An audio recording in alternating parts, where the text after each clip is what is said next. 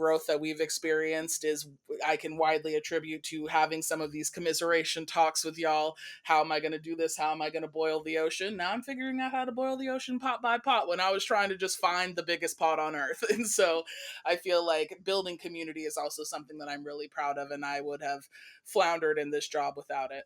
I am very proud of that as well, on my end as an entrepreneur, as someone who's been building this space over the last several years, seeing the success of my clients, seeing the success of folks in my community is, um, it feeds my spirit, it fills my soul. Welcome to DEI Career Conversations, brought to you by the DEI Career Center, where we help current and aspiring DEI professionals gain clarity and confidence as job seekers who want to make a real impact. I'm the DEI Career Coach, Andrea G. Tatum, and in this episode, I'm joined by 3 amazing DEI professionals who want to share with you their own unique experiences and insights. They'll talk a little bit about their unique roles in DEI at various organizations. They'll share with you about their own career transitions and the skills that they've been able to bring from previous roles into the work they do every single day. If you're thinking about how you can make an impact in DEI, be sure that you have liked and subscribed to this channel. Be sure to listen all the way to the end so that we can share with you all of our thoughts and tidbits, and you can learn more about how you can be a part of the DEI Career Center. Hello, hello. Welcome to DEI Career Conversations. I am so excited to have my special guests, Ayana, Leandra, and Jonathan on this special episode. This is a really special episode because everybody who's on the call with us today is actually a part of my DEI career community. And I wanted a chance to have them talk a little bit about their own transitions into diversity, equity, and inclusion. And they'll get to share a little bit about what it's like being a part of the Career Center community. So we're going to jump right in by having each of them tell you not just about their own career path, but I actually want to have them start off by telling you about what jobs they do now. So, Leandra, why don't you kick us off and tell us a little bit about your current role in DEI? Absolutely. Thank you so much for having me. Hi, folks. I'm Leandra Stanley calling in from Portland, Oregon. And I currently am the Director of Diversity and Inclusion Programs at a company called Comscore, which is a global ad tech company. And I've been doing this role for about 2.5 years now. So it's still pretty new to me. I've always been interested in social justice and DEI and was engaged with our ERGs and in interviewing panels and realized that my favorite parts of my job were the things that weren't a part of my data operations job, which I was doing at this company for many years before I started in DEI. And then this inaugural role was created and they appointed me into the role to shift from being an ERG leader and an interviewer into standing up DEI at our company. So it's been a really interesting transition and a whole set of new skills compared to data operations where I was working for so many years before. Thank you. Thank you. Jonathan, welcome. Why don't you tell us a little bit about your current role in DEI? All right. Yes. Thank you for having me today, too. So excited to be here with everyone. My name is Jonathan Tellez, and I am coming from New York City, where it is a rainy week here. I currently am the Director of Diversity, Equity, Inclusion, and Employee Development at Stats Perform, which is a global sports technology company. And I have, really been grateful to have this opportunity the past 3.5 years. But prior to this was with a consulting firm called Protiviti.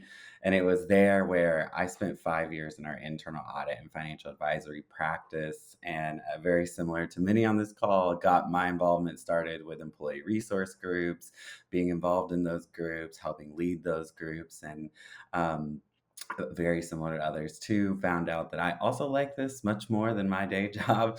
And I was really grateful. There was a manager position that came open on the DE&I team at the company. And I built such a strong relationship with the team through my volunteerism and our ERGs and other efforts that when it came open, I was grateful to apply and got the opportunity to kind of turn this passion into a full-time role.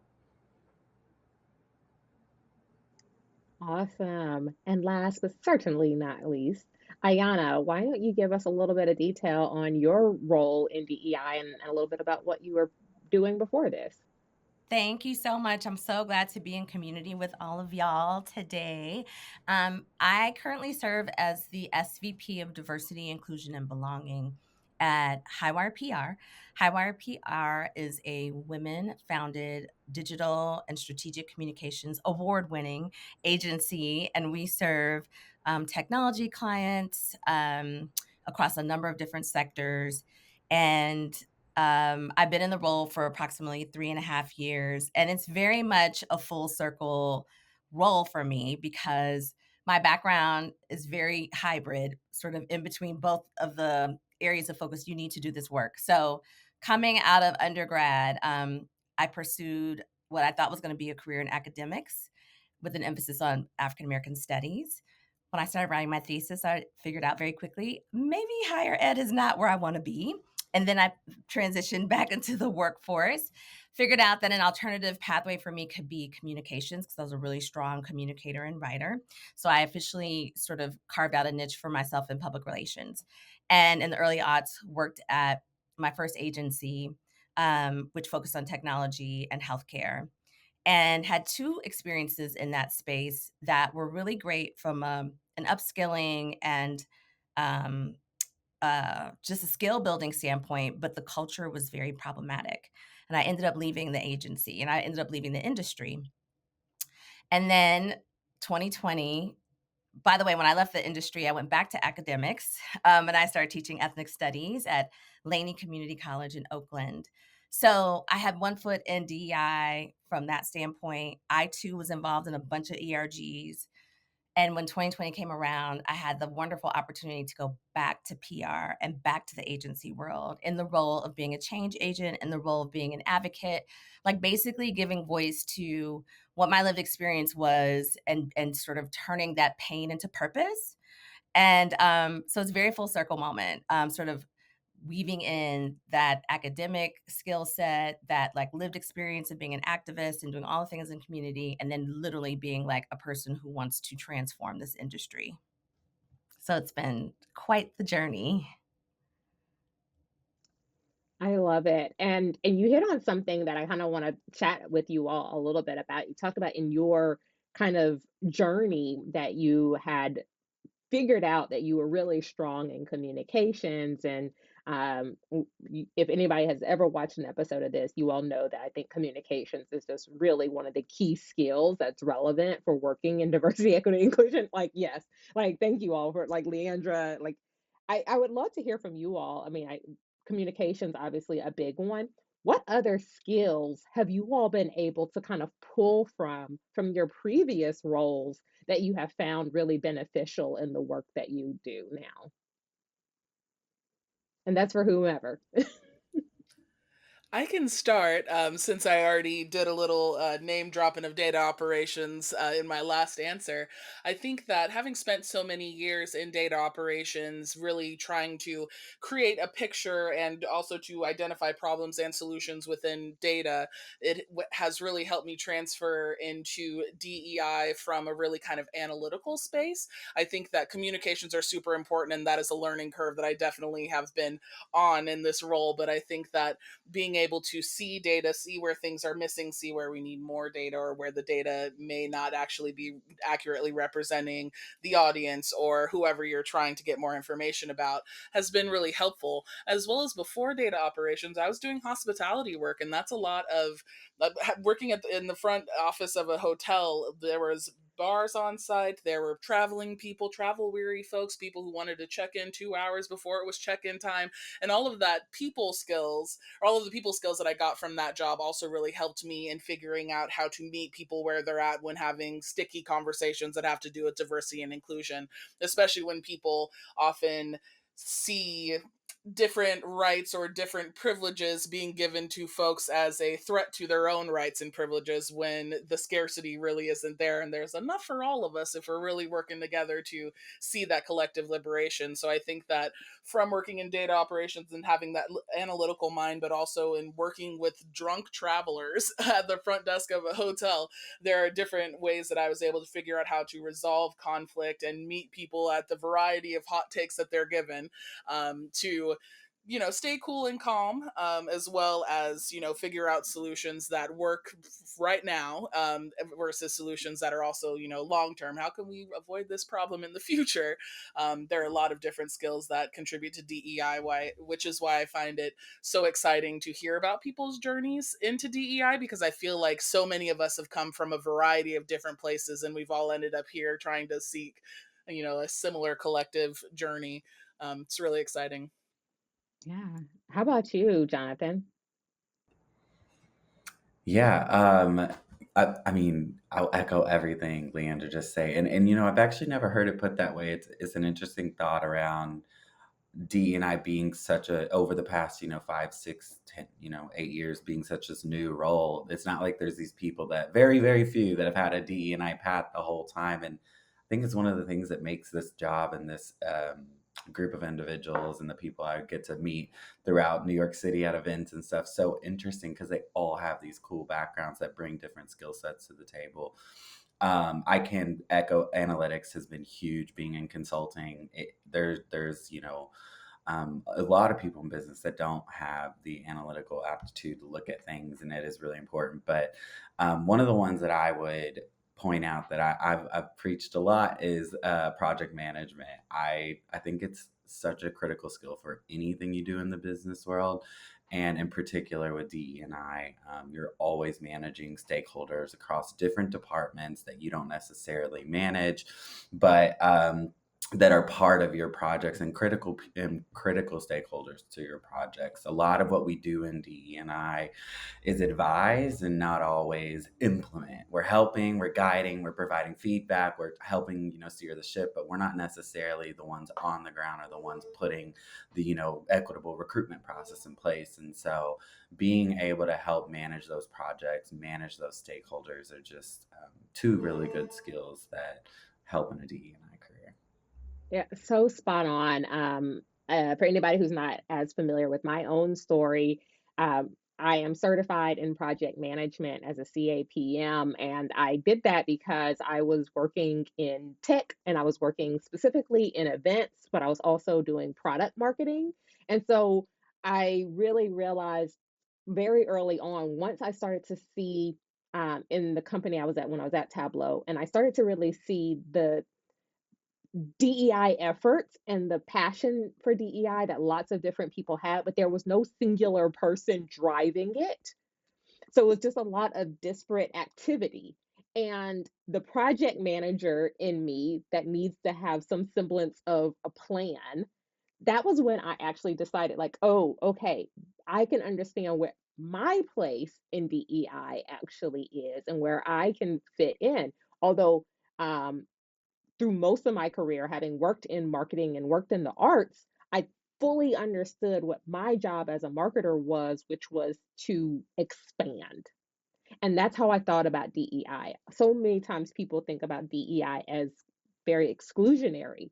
But for me, it was always about the expansion. And so when I decided to get into DEI, it was like, I want to take my project management skills and my ability to think about relationships and expanding audiences, right, to really think about how can I drive these efforts. And so I'm so glad you talked about analytics, because I've said it before, I was terrified of analytics most of my career. I didn't want to touch it, I wanted nothing to do with it. And so if you're one of those people who you're like, oh my gosh, I don't know if I can get into these fields because those are things I'm not familiar with, spend time upping your skill in areas where maybe you're not as comfortable. if you're not as comfortable with public speaking, if you're not as comfortable with data, if you're not as comfortable with project management, find ways to like do that. And so I'm interested, from you all as you started to pursue roles in DEI, how did you figure out how to talk about those skills that you were bringing from other places and think about them as transferable into DEI?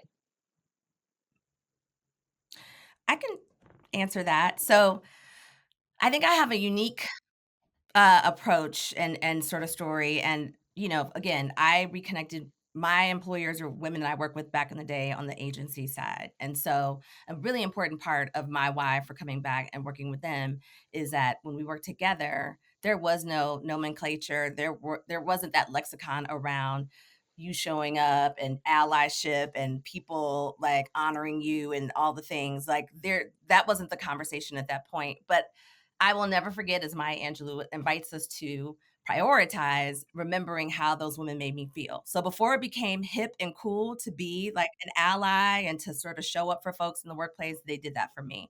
So I had that lived experience of knowing that the founders of the company where I am right now had the heart for this work. So, I think because I had that lived experience of, again, like, being a leaver, right? So that in and of itself was something that I thought gave me credibility because, when I sort of said, "This work is necessary," it wasn't, like, in an abstract way. It was like, to look at my background, I should have been successful, right? Like, I came to my industry of public relations with the credentials, with the heart, with the hustle, with all the things, but what pushed me out of it was a workplace that was not equipped for someone like me, where I did not see myself reflected in the workplace, where I did not feel that I had anyone advocating for my career progression. So that in and of itself is very important. But what I will say in terms of like skills and things to refer to that are relevant for the role I have now, because I was an account person on the PR side, I sort of intimately knew what it took to sort of launch products, to bring creativity, to bring innovation, to have that sense of outcomes. I mean, you're like back in the day, the saying was like, you're only as good as your last media placement. So that sense of like, how are we moving the needle? How are we delivering impact? And then measurement. And then, just having that forecasting ability, right? Like looking far out, what's coming up, what's around the corner.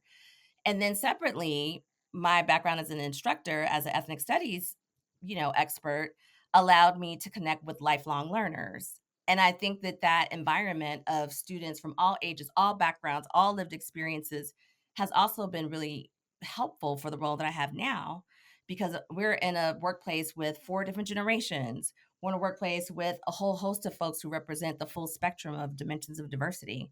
So for me, like I'm used to that from the classroom. I'm used to that with my students and the lifelong learning call to action is something that I think as a DEI practitioner, you need to have that. You always need to be thinking about what else can I learn? What classes can I take? And how can I continue to elevate?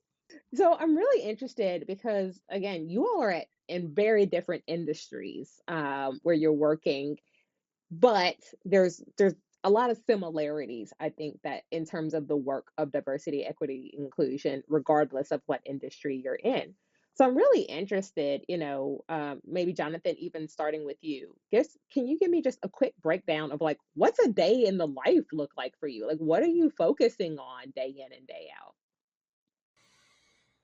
Yeah, every day is a little different, so that's for sure. I think one thing to keep in mind is I've been with Stats Reform now for 3.5 years, which is wild because it feels like just yesterday I was working with a career center to have a career change, and I was, Yeah. debating on how to approach it. So, but it's been 3.5 years now, and for the first 3 years of that, from a DE&I perspective, it was just me, and so I was, driving the day to day in the sense of writing communications, working with leaders to help lift up ERGs, planning recognition events, coordinating with execs or stakeholders as they had questions or problems they're trying to resolve. but then also making sure to take the time to take a step back and take a full look of what's going on and where are we heading. Are we driving towards our pillars of talent, culture, and marketplace, and making the changes we need to sustain long-term efforts and long-term equity across the company? And so, I think the day to day in a way is very similar to most, HR jobs. It's just that I like to think that we get to focus on some of the cool things, like how do we make things fair for people? How do we make people feel more belonging and they feel they can be their authentic self? It really varies. And now I will say, being in a little bit more of a senior role with teams that are able to help me, I get to focus on the things I really love, which is meeting with our leaders across the globe. I attend a lot of meetings and talking about what are the things going on, and my role as a leader is to equip all of the information of what are the issues we're facing, and then help with my team, who does a ton, coordinate the efforts we're going to put in place to try to help make things better, more equitable, more inclusive. And so it changes, but all in all, working closest with stakeholders. And I do miss a lot of the times writing some of those communications and recognitions events, though there's a fun piece of doing that with the ERGs that I miss sometimes. Yeah, and I think that's something that sometimes gets missed. And my gosh, I can't believe it's been 3.5 years. So as Jonathan was kind of saying, like he's been a client and been working with me for several years and has been a part of my community since he was making this transition back then. And what I've loved to see over the course of the time that we've been in community is Jonathan's growth. As you said, just really going from that single person in role to having a team to managing. And I think it's something for people to really think about as you think about your own career trajectory, is like, what do you want? And knowing that, like, what it looks like to be one person in a job for DEI is very different than what it looks like for being in a team. And so I'll pivot because I know, Leandra, you've been, if and correct me if I'm wrong, you've been the single person doing DEI in your company. Is that correct? That is correct. I am a team of one, so I am still doing the cultural observations and the celebrations. I am managing our global ERG program. I'm meeting with recruiting, and I'm meeting with learning and development. And I'm meeting with the employee morale boosting team. A little bit of everything falls into DEI, and so I think that is an observation that I actually wanted to make before we end up signing out. Is that I think that when companies establish a DEI role without necessarily knowing what DEI is going to look like for the whole industry or for the whole organization, then often people think that everything falls on DEI's plate. And so in many ways, am kind of a catch all for many things because I am a team of one and don't have as many places to delegate these things to. But it's very interesting to sign in every day and not know who's going to be in my inbox asking me for something that is either way out of my pay grade or way out of what I have power to do as a team of one.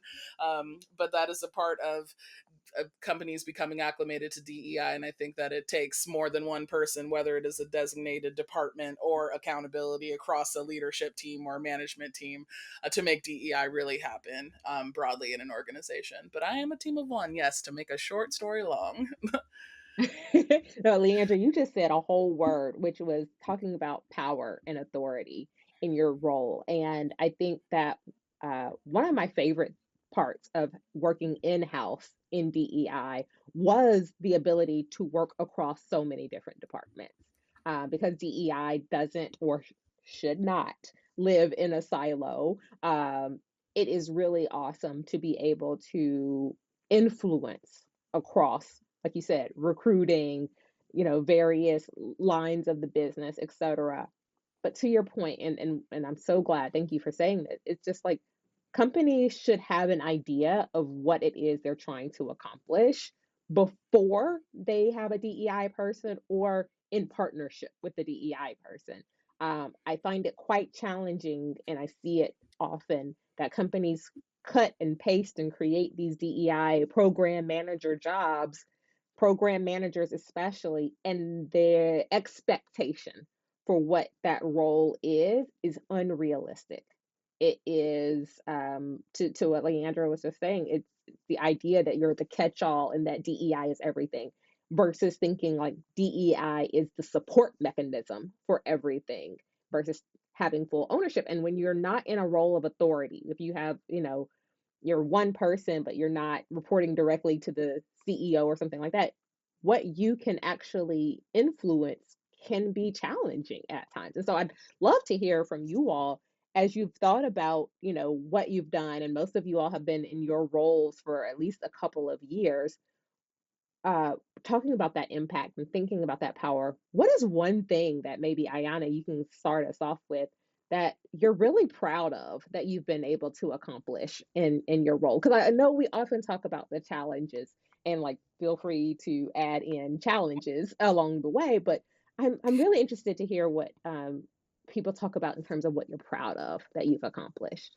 There's so much, and I just love I mean, there's not a day that goes by where even though this is probably the hardest job I've ever had, I'm not so, like, obsessed with the work because 'cause I'm like, I feel really privileged. I feel like I come from a long line of freedom fighters, so to be able to sorta manifest what I feel is like my legacy feels really great. Um, One thing there are a couple things I'll just highlight.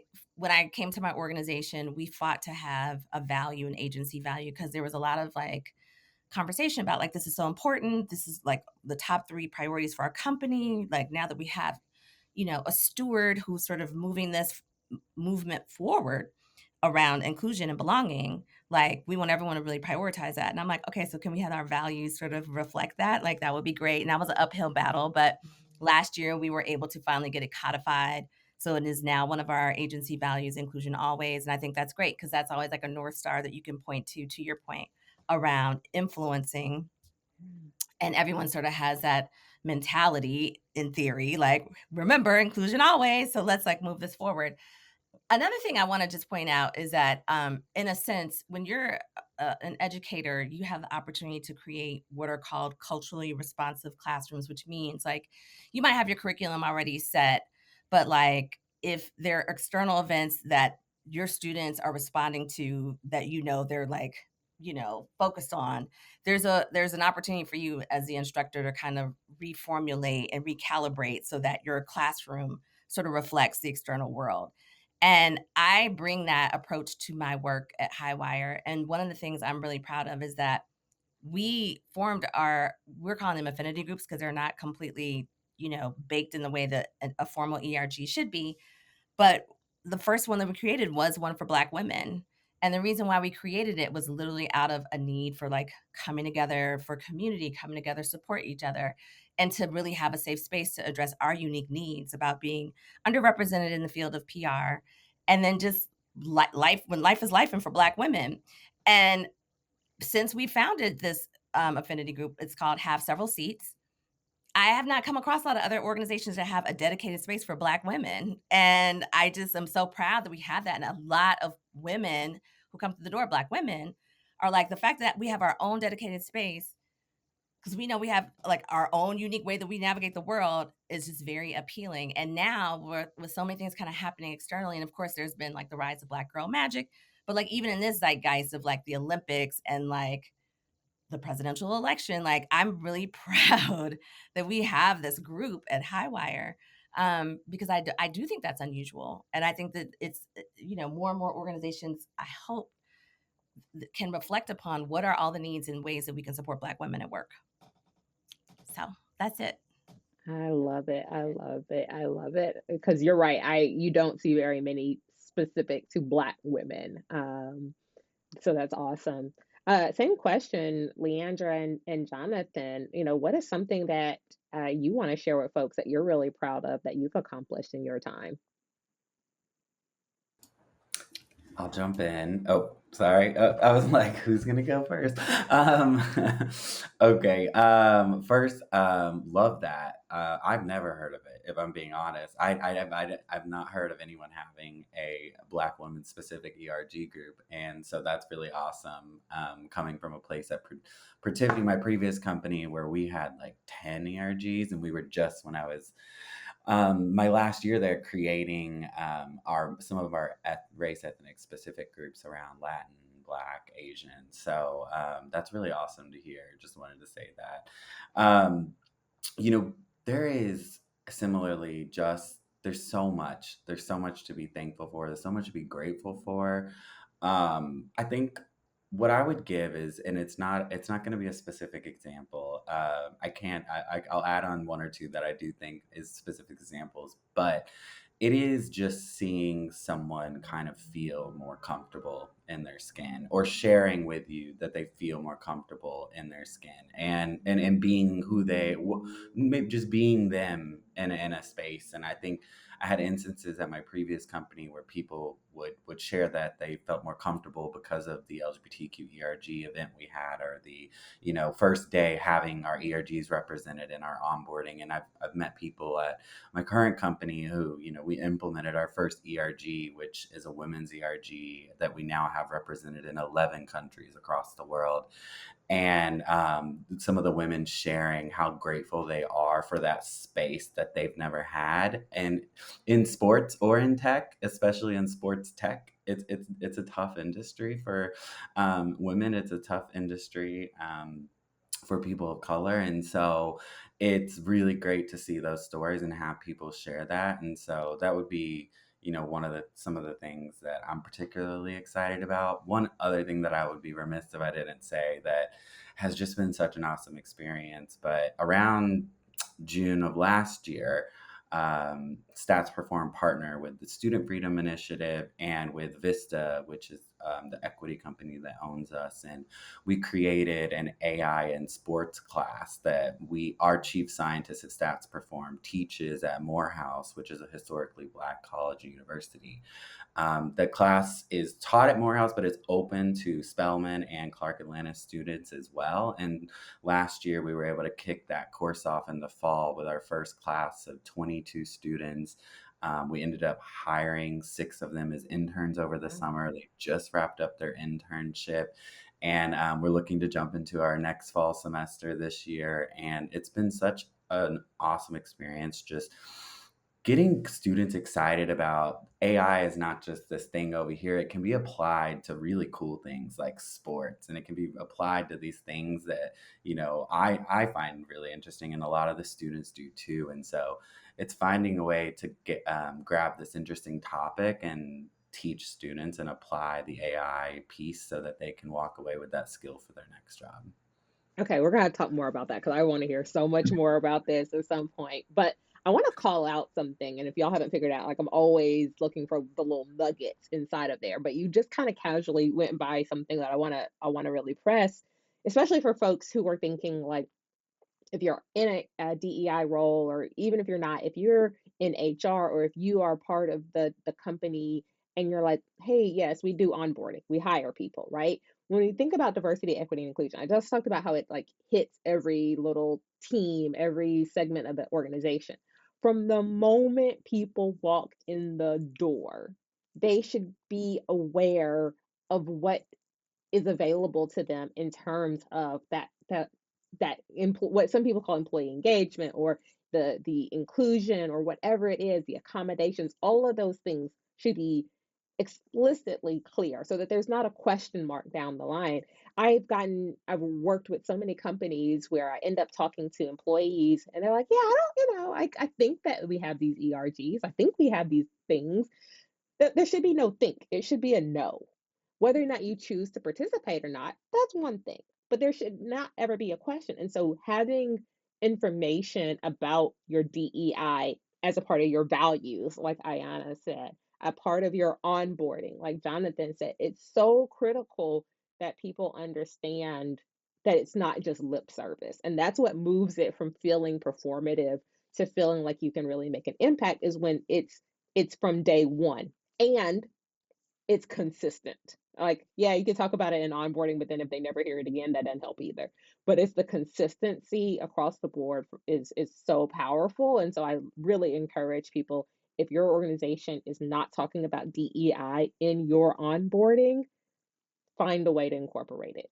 Bring people from ERGs in to talk, have it in the handbook, all those things. So I digress. Leandra, I want to make space for you too. Like, is there anything that you want to share in terms of talking about impact that you've been able to make in your organization?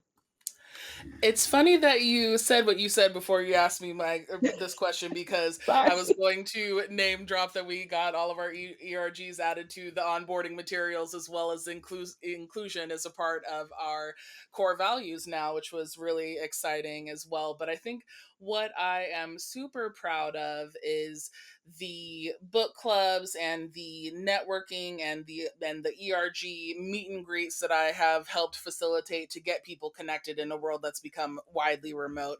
I think that people were really missing being in office, and then they got really quite comfortable with working from home, but they were still missing that community bit. And so I think it's been really wonderful to infuse both the building community and learning together and getting to know each other better in a way that's both like work things and non-work things, has been really impactful for folks. I'm really proud of my ability to have conversations that might be sticky and be quite disarming for folks.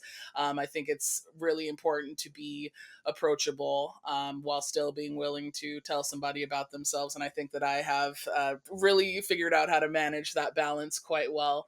I'm also really proud of our external facing inclusion website that we finally pushed out. It has a bunch of information about our employee resource groups and different statements from our leadership about how they feel about the importance of DEI, as well as it has land acknowledgements for every place where we have people in offices. And so I thought that that was really exciting to not only include the land acknowledgements, but the sites for all of the active tribes, as well as notations of the sites or of the tribes that are now extinct because of genocide or other foolery Mm. due to colonization. And I think it's really important to acknowledge that the impact that capitalism and consumerism have on indigenous peoples. So I'm really excited that I was able to publish all that information on our website and that it's people facing. I think that it's important that that data is available to folks as well. So those are some Yeah. of my proud moments. I'm also really proud of the community that you've created here. I think that the networking that we have been able to do and the growth that we've experienced is, I can widely attribute to having some of these commiseration talks with y'all. How am I going to do this? How am I going to boil the ocean? Now I'm figuring out how to boil the ocean pot by pot, when I was trying to just find the biggest pot on earth. And so I feel like building community is also something that I'm really proud of, and I would have floundered in this job without it.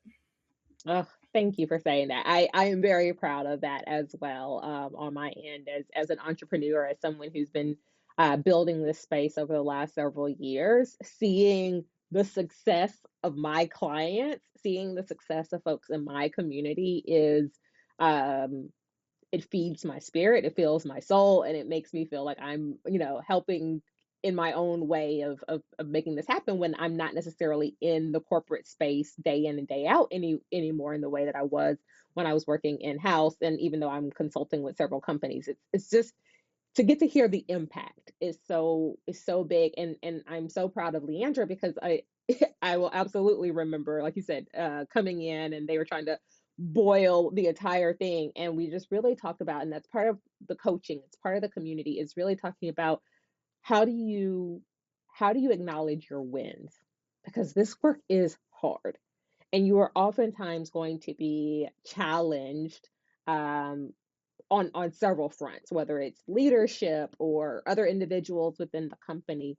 So it's imperative to think about those wins, and I highly recommend documenting them. Whether you're in a full-time DEI role or not already, document those wins and come back to them. And I agree with something Jonathan was saying, like when people email you or share with you the impact that you had on them as an individual, when we're out here trying to change systems, change policies, and all of those things, and sometimes the things that may feel more emotional or nebulous can also have a really great impact. It's important to acknowledge those things too. So I'll just say that. So, Leandra, you kind of set us up for, talking about kind of this last idea, which is like, um, before getting into DEI, what is one thing that you wish you knew? Because I know you came in ready to, like you said, you had the idea, you were ready to solve all things. And I will say guilty too. Like that was my thing. I was like, I'm gonna be the DEI person. We're gonna solve DEI. Thank you. And now I know that there's not a complete solve to DEI.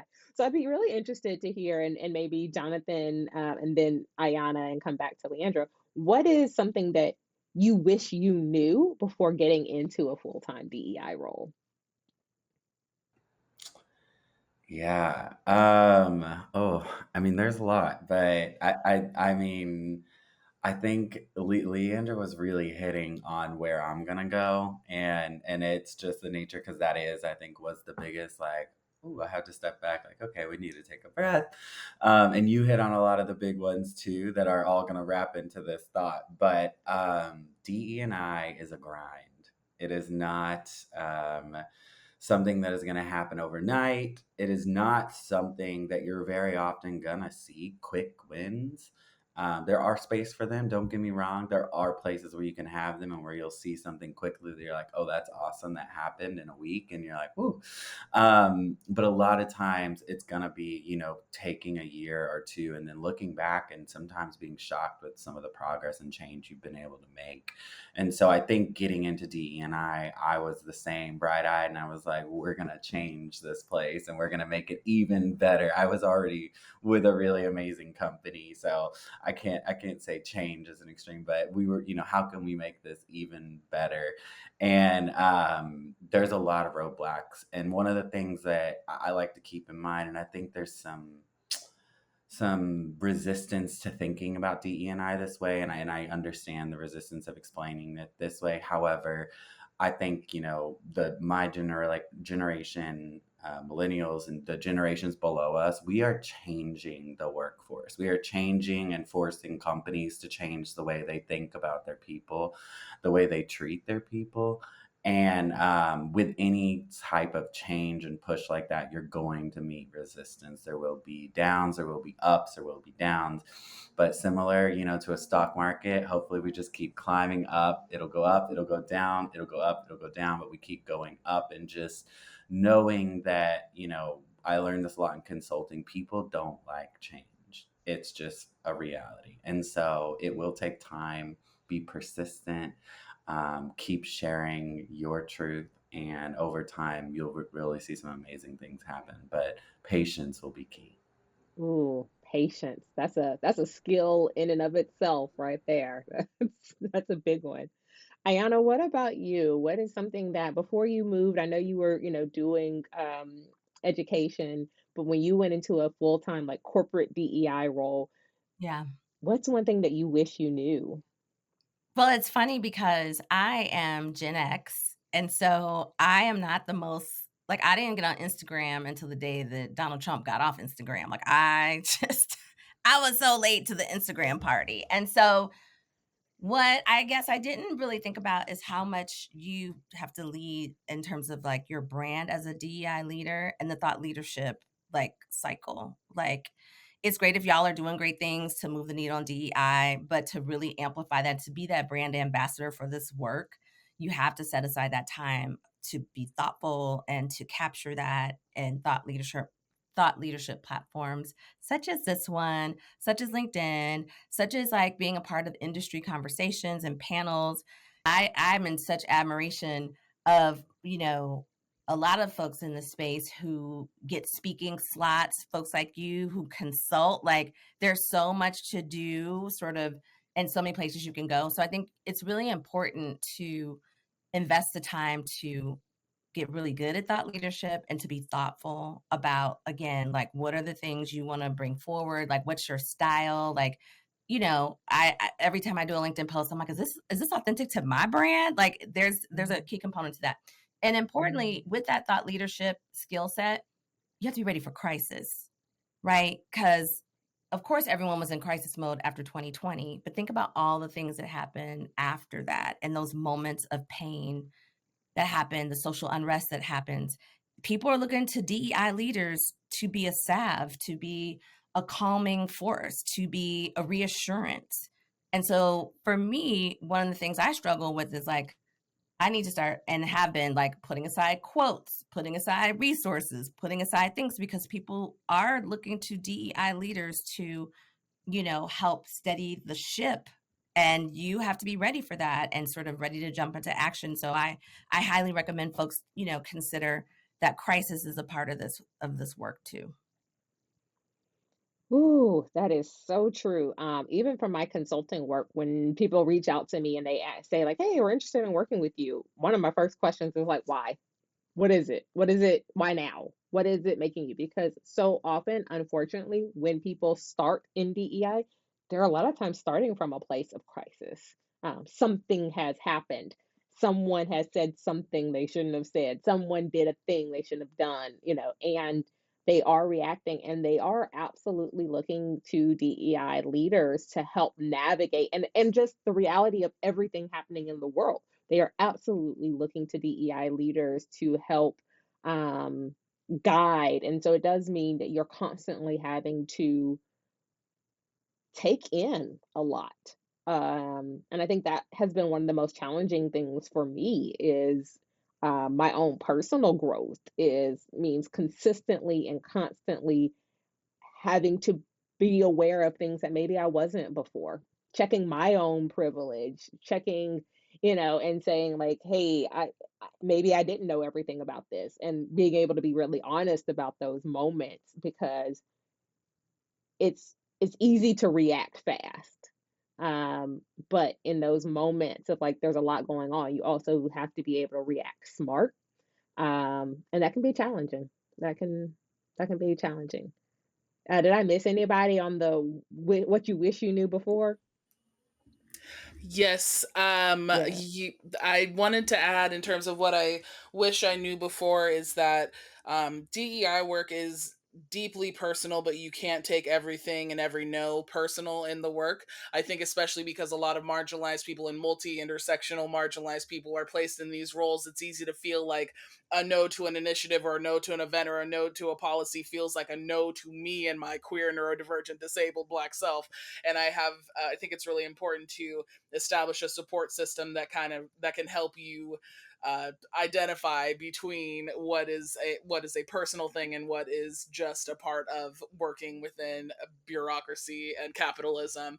I also think it's really important to remember that as much as we want to change people's hearts and minds around DEI, sometimes it's going to be policy and organizational change that's going to be what actually moves people and moves the needle. And to echo what Jonathan said about things moving slower than you expected, needing patience, I think I expected when we were talking about moving the needle that we would be playing a whole record a year later, but it turns out that we were playing 1 second of one song moving the needle versus actually having a full picture, come together. And so I think that patience bit is so important because I really started this job like I am going to change the world. I have the power, the resources, like it's my role now and I'm going to make it happen. And there are certain things that just aren't within your power and aren't like, especially depending on where the organization is falling in terms of finances, that what is happening politically, like so many things are factoring into DEI. So not taking the no's personally, and then also knowing that you can't just expect people's heart and souls to be what changes an organization in terms of inclusion and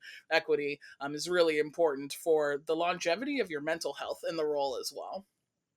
Yeah. Oh, absolutely. You all have been so amazing. I have loved, loved, loved this conversation. I'll just open it up and say, is there any last thing that you want to share with this audience? Folks who are either getting started in their careers in DEI, people who are passionate about this work, or folks who are like, maybe DEI is a job for me. Is there any last thing that you would want to share about your own experiences? About being a part of the DEI community. I'll just kind of throw it out there for you all to share your final thoughts. I'll briefly say that even on the worst days and the hardest days, oh, sorry, Ayana. Maybe my internet, it says your network is struggling, so it could be a lag over here. I'm struggling to network, but I think that's something that I really want to impart on people is that like even on the worst days or the days that feel the toughest, or when something politically happens where I'm like, oh, that's gonna affect my job tomorrow, this work still feels deeply meaningful and like it's powerful work to do. So if it means something to you, I think that whether whether or not you have the label of diversity and inclusion officer, head of whatever. Like, this work is important, and there are ways to contribute to it that don't necessarily require you to change your entire career path to get into the role. But it's also worth getting into the role if it's something that you feel passionate about. It just takes a lot of adjustment emotionally, and also just in terms of the learning curve. DEI still feels very new within a lot of different organizations. So you got to be willing to kind of ebb and flow as well. But yeah, the work is worth doing, even on the days where it's like, oh, I do not want to go to any of these meetings. It still means something deeply to me, and so I do it every day. Yeah, yeah. Go ahead, Ayana. You had something you wanted to add too? Well, I want to plus one on that. And I would just say, I think we hopefully are coming out of a storm of sorts, in the sense that I think that 2024, out of all the years I've been doing this, has felt the most depressing about DEI as a career, because of like so much backlash, so many, things that have happened, from the Harvard president's ouster to just so many lawsuits. And it's just a lot. And a lot of headlines that just, are sort of foretelling of the inevitable demise. But I feel like, especially within the past, dare I say, 3 weeks, everything that's sort of happening in the zeitgeist, to me, is like affirming, like, wait a minute, like, hold up. Like, I specifically think this sort of interesting, like, coalescing with folks of different backgrounds coming together. And I don't want to get super political, but in the sense of like, XYZ group for XYZ candidate, XYZ group for XYZ candidate, like that sense that like these inclusive communities are coming together to rally, to problem solve, to pool resources. And it's not like it's just us. Allies are welcome too. Like, I feel like that's a reflection in a really organic way of like the why for so much of the work, right? Like, ERGs, like, don't believe the hype that it's just like post 2020. I have a colleague who is at an organization here in the Bay Area, and their LGBTQ plus ERG has been around for 50 years. And when she told me that, I'm like, 50 years? Imagine the arc of what this ERG has stood up for, when we think about 50 years, right? And I'm just inspired by that. I'm like, 50 years strong. Like, let me just keep it together, because again, this justice work, this inclusion work, this freedom work is worth it, just as Leandra mentioned. Yeah. Jonathan? Yeah, I mean, echo everything that was just said. I think, to contradict what I said earlier with slow change, right? It's the small things that add up to make the big differences, right? You think of LGBTQ equality and equal marriage rights that were passed during Obama's presidency. That happened. I'm not going to know the exact years. Many years after the Stonewall riots, that happened. Many years after the AIDS crisis. It wasn't just, there were small things that led up to that, and so I think the greatest thing is knowing that these small changes, the hope that you give someone, the inspiration that you provide someone, the belonging you help someone feel, all adds up and makes change. And I think just reemphasizing what Leandra says, there are days when any job can be defeating, but there are no days where I don't walk away knowing that my job has purpose and meaning and is helping people. And I couldn't say that in my career beforehand. And so I think that's one of the joys of this role. The one last thing I would say for anyone looking for a role in DE&I is, don't get distracted with the titles and the companies and the glitter and the jazz. Focus on the impact. I think that was some of the best advice I got here from the Career Center, and it definitely changed the course of my career, and for the better. And so focus on the impact, look at what you can do to make change in a role, and everything will work out how it's supposed to. I love that. Yes, thank you all for this. I invite anyone, if you haven't had an opportunity, definitely go to deicareer.com/coaching. Check out the work that I do.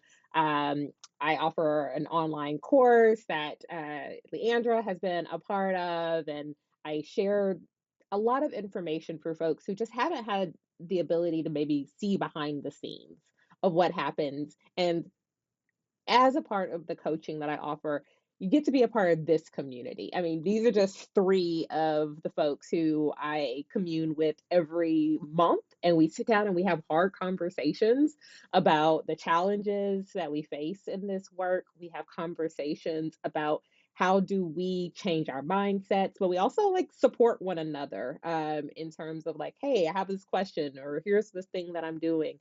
So it's a really amazing community that I'm so glad that I've gotten to create and to foster over these years. And I invite anybody who's interested in figuring out how they can be a part of this community, reach out.